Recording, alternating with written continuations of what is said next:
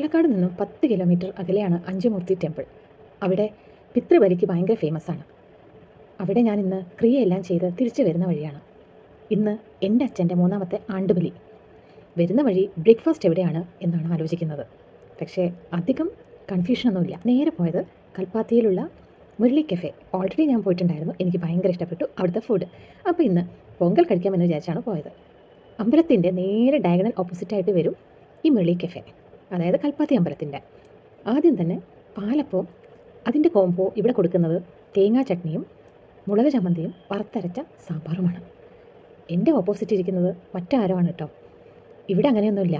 കിട്ടുന്ന സീറ്റിൽ ഇരിക്കുക എന്നുള്ളതാണ്. അത്ര തിരക്കായിരിക്കും. രാവിലെ ആയാലും ഉച്ചയ്ക്കായാലും വൈകുന്നേരമായാലും സീറ്റിന് ഭയങ്കര ഡിമാൻഡാണ്. പാർസൽ വാങ്ങാൻ വരുന്നവരാണ് കൂടുതലും. അതിനുശേഷം ഒരു നൂൽപുട്ടാണ് ഞാൻ ഓർഡർ ചെയ്തത്.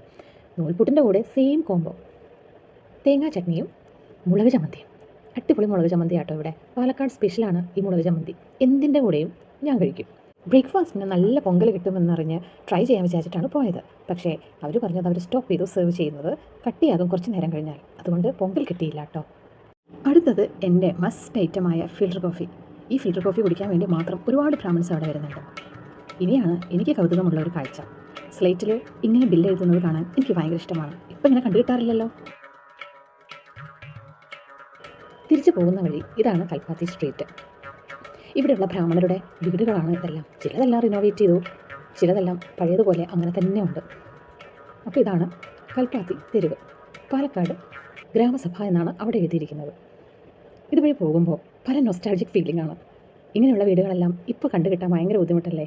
ഇവിടുത്തെ കാഴ്ചകൾക്ക് അത്രയ്ക്കും ഭംഗിയാണ്. ഒരിക്കലെങ്കിലും വിസിറ്റ് ചെയ്യേണ്ട ഒരു ഗ്രാമമാണ് കൽപ്പാത്തി ഗ്രാമം.